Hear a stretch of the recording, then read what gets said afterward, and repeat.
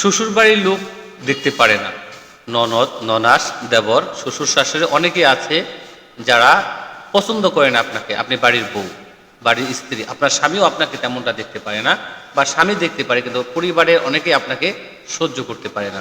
আপনার বদনাম আপনার ননদ, ননাস, আপনার যা এবং আপনার শ্বশুর শাশুড়ি তারা সবসময় স্বামীর কাছে কান পড়া দিতে থাকে।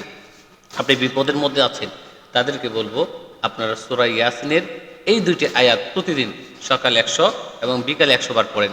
ইনশাআল্লাহ সবার সাথে আপনার একটা আন্তরিকতা তৈরি হয়ে যাবে, তাদের জবানটা আপনার ব্যাপারে বন্ধ হয়ে যাবে ইনশাআল্লাহ। এবং এই আয়াতটি যদি আপনি লিখে জাফরান কাগজে লিখে আপনার কাছে রাখেন তাহলে বেশি ফায়দা হবে আশা রাখি।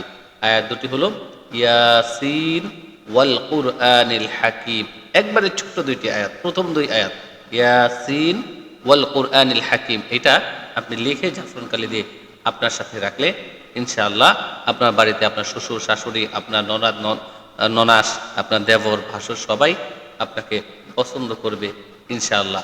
5 ওয়াক্ত সালাত আদায় করবেন, তাদের খেদমত করবেন, তাদের মন জয় করবেন ইনশাআল্লাহ। সংসারের মধ্যে খায়ের বরকত আসবে।